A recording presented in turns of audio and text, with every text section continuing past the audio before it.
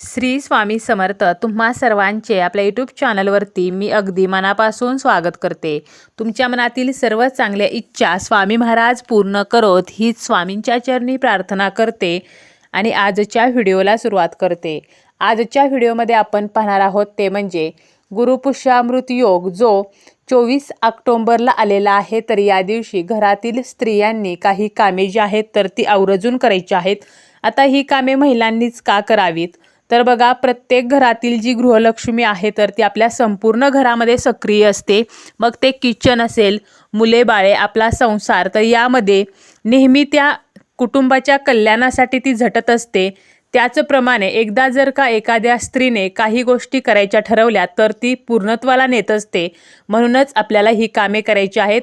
त्याचप्रमाणे गुरुपुष्यामृत योग हा एक असा खास योग मानला जातो की या दिवशी आपण जे काही करू तर ते पूर्णत्वाला जात असते। गुरुवार जो आहे तर तो गुरुग्रहाच्या अंमलाखाली असणारा दिवस आहे आणि गुरुग्रह जो आहे तर तो सर्व ग्रहांचा राजा आहे। त्याचप्रमाणे गुरुवारी जर पुष्य नक्षत्र आले तर गुरुपुष्यामृत योग बनत असतो आणि पुष्य नक्षत्र जे आहे तर हे सर्व नक्षत्रांमध्ये श्रेष्ठ मानले जाते।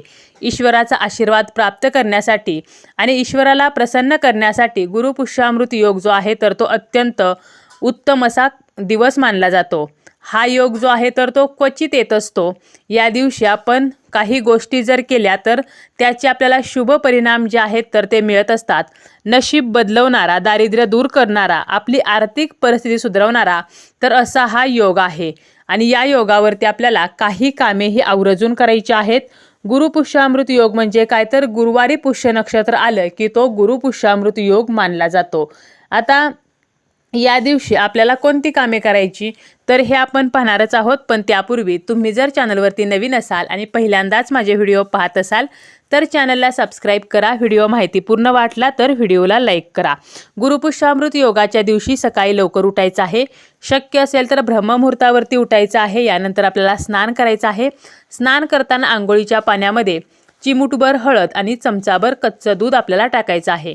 तुमच्याकडे जर असेल तर तुम्ही 4 थेंब गंगाजल जरी टाकले तरी सुद्धा चालेल, कारण या दिवशी स्नानाला सुद्धा तेवढेच महत्त्व आहे। त्यामुळे आपण जेव्हा आंघोळीच्या पाण्यामध्ये गंगाजल टाकतो तर तेव्हा आपल्याला पवित्र नदीमध्ये स्नान केल्याचे पुण्य प्राप्त होत असते। आपलं स्नान वगैरे झाल्यानंतर आपला जो मुख्य दरवाजा आहे तर त्या मुख्य दरवाजामध्ये आपल्याला पाणी शिंपडायचं आहे। आपल्या मुख्य दरवाजाच्या बाहेरचा जो परिसर आहे आजूबाजूचा तर तो स्वच्छ करून घ्यायचा आहे। मुख्य दरवाजा सुद्धा आपल्याला ओल्या फडक्याने पुसून घ्यायचा आहे। त्याचप्रमाणे आपला जो उंबरठा आहे तर तो सुद्धा आपल्याला व्यवस्थित पुसून घ्यायचा आहे। यानंतर आपला जो उंबरठा आहे तर त्याला हळदीचं लेपन करायचं आहे। गोमूत्र आणि हळद आपल्याला एकत्र मिक्स करायचं आहे। त्यामध्ये थोडंसं गुलाबजल सुद्धा आपण टाकू शकतो आणि याच्या सहाय्याने आपल्याला आपल्या उंबरट्याला हळदीचं लेपन करायचं आहे। जेव्हा आपण उंबरट्याला हळदीचं लेपन करतो तर त्यावेळेला नकारात्मकता जी आहे तर ती आपल्या घरामध्ये येत नाही, कारण जी काही नकारात्मकता आपल्या घरामध्ये येत असते किंवा सकारात्मकता येत असते तर ती मुख्य दरवाजातून येत असते आणि म्हणूनच आपल्या मुख्य दरवाजाच्या उंबरट्याला आपल्याला हे हळदीचं लेपन करायचं आहे। यानंतर आपल्याला दरवाजावरती बरोबर मध्यभागी स्वस्तिक चिन्ह काढायचं आहे। जरी तुम्ही तुमच्या दरवाजावरती मेटलचं स्वस्तिक लावलेलं असेल तरी सुद्धा आवर्जून या दिवशी ओल्या कुंकवाचं किंवा ओल्या हळदीचं स्वस्तिक चिन्ह काढायचं आहे। बरोबर मध्यभागी हे स्वस्तिक काढायचं आहे। त्या स्वस्तिकमध्ये 4 टिंब अवश्य द्यायचे आहेत। दोन्ही बाजूला 2-2 उभ्या रेषा सुद्धा काढायच्या आहेत। स्वस्तिक काढताना ते योग्य प्रकारे काढायचं आहे। त्याचप्रमाणे आपल्या उजव्या हाताच्या अनामिकेने हे स्वस्तिक जे आहे तर ते काढायचं आहे। यानंतर आपल्याला त्या स्वस्तिक चिन्हाची आणि उंबरट्याला आपण जे हळदीचं लेपन वगैरे केलेलं आहे तर उंबरट्याची सुद्धा पूजा करायची आहे, स्वस्तिक चिन्हाची सुद्धा पूजा करायची आहे। त्याचप्रमाणे आपल्याला किचन ओट्याची सुद्धा पूजा करायची आहे। गॅस शेगडीची पूजा करायची आहे। ज्या ठिकाणी आपण गॅस शेगडी ठेवतो तर त्या ठिकाणी सुद्धा भिंतीवरती स्वस्तिक चिन्ह काढायचं आहे। अगोदर आपल्याला शुद्ध तुपाने स्वस्तिक चिन्ह काढायचं आहे। आपलं बोट तुपामध्ये बुडवायचं, स्वस्तिक चिन्ह काढायचं। त्यानंतर त्यावरून आपल्याला ओल्या हळदीने स्वस्तिक गिरवायचं आहे आणि यानंतर आपल्याला ओल्या कुंकवाच्या साहाय्याने आपल्याला त्यावरून पुन्हा स्वस्तिक गिरवायचं आहे। तर अशा प्रकारे एकच स्वस्तिक काढायचं, परंतु अगोदर तुपाने, पुन्हा त्यावरून हळदीने आणि पुन्हा त्यावरून कुंकवाने। तर असं स्वस्तिक आपल्याला आपल्या किचनमध्ये काढायचं आहे। त्याचप्रमाणे आपल्याला आपली जी गॅस शेगडी आहे तर त्याची पूजा करायची आहे। हळदी कुंकू अक्षता फुल अर्पण करायचं आहे। धूप दीपाने ओवाळायचं आहे। अन्नपूर्णा मातेची सुद्धा आपल्याला या दिवशी पूजा करायची आहे। आपण जे काही रोजचं 2 वेळेचं जेवण खात असतो तर ते अन्न जे आहे तर ते आपल्याला अन्नपूर्णेच्या कृपेने मिळत असते आणि म्हणूनच आपल्याला अन्न देणारी जी अन्नपूर्णा आहे तर तिची सुद्धा आपल्याला आवर्जून या दिवशी पूजा करायची आहे। तसेच विष्णू आणि माता लक्ष्मीची सुद्धा विधिवत पूजा करायची आहे। या सृष्टीचे पालन करते जे श्रीहरी विष्णू आहेत त्याचप्रमाणे लक्ष्मी मातेची जर आपल्यावरती कृपा असेल तरच आपल्या घरामध्ये सुखसमृद्धी येत असते, आपल्या घराची भरभराट होत असते। त्यामुळे आपल्याला विष्णूंची आणि माता लक्ष्मीची सुद्धा विधिवत पूजा करायची आहे। तुमच्याकडे फोटो असेल, मूर्ती असेल तर त्याची पूजा करा। आपले जे काही देवघरामध्ये देव आहेत तर त्यांची आपल्याला या दिवशी विधिवत पूजा करायची आहे। त्याचप्रमाणे आपले जे गुरु आहेत तर गुरूंची सेवा करायची आहे।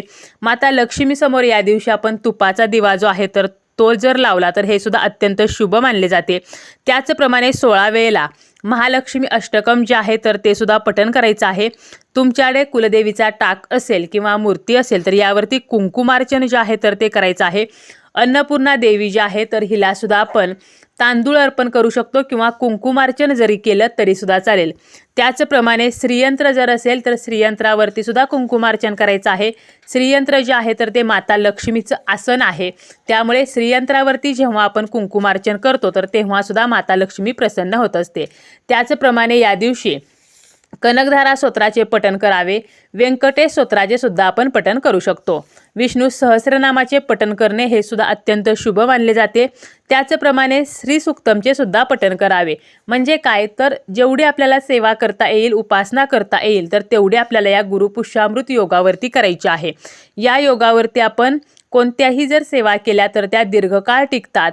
त्याचप्रमाणे गुरुकृपा व्हावी म्हणून या दिवशी गुरूंची सुद्धा जास्तीत जास्त सेवा करायची आहे। आपल्या दारामध्ये जी तुळस असते तर त्याची सुद्धा आपल्याला विधिवत पूजा करायची आहे। आवर्जून तुळशीला 11 प्रदक्षिणा घालायच्या आहेत। या दिवशी आपण तुळशीला प्रदक्षिणा घालताना ओम नमो भगवते वासुदेवाय तर या मंत्राचा जप करत या 11 प्रदक्षिणा घालायच्या आहेत। त्याचप्रमाणे संध्याकाळच्या वेळेला तुळशी मातेजवळ तुपाचा एक दिवा लावायचा आहे। या दिव्यामध्ये आवर्जून फूल असलेल्या 2 लवंगा आणि 1 हिरवी वेलची सुद्धा टाकायची आहे, ज्यामुळे माता लक्ष्मी जी आहे तर ती आकर्षित होईल। दिवा जो आहे तर तो ठेवताना आपल्याला त्या दिव्याखाली थोडेसे तांदूळ सुद्धा ठेवायचे आहेत। त्याचप्रमाणे सोने जे आहे तर ते अत्यंत शुद्ध, पवित्र आणि अक्षय असते आणि म्हणूनच ज्यांना कोणाला शक्य आहे तर त्यांनी गुरुपुष्यामृत योगावरती सोन्याची खरेदी करायची आहे। असं म्हटलं जातं की गुरुपुष्यामृत योगावरती जर आपण सोन्याची खरेदी केली तर हे सोनं जे आहे तर ते कधीही मोडण्याची वेळ येत नाही। त्यामुळे सोने खरेदी करण्यासाठी गुरुपुष्यामृत योग जो आहे तर तो अत्यंत शुभयोग मानला जातो। त्यामुळे ज्यांना शक्य आहे तर त्यांनी थोडे का होईना परंतु सोन्याची खरेदी अवश्य करावी। जास्तीत जास्त पुण्य पदरात पाडून घेण्यासाठी हा योग अत्यंत खास मानला जातो। अतिशय दुर्मिळ असा हा गुरुपुष्यामृत योग आहे। त्यामुळे आपल्याला जास्तीत जास्त पुण्य प्राप्त करण्यासाठी जमेल तशी सेवा, साधना आणि उपासना करायची आहे।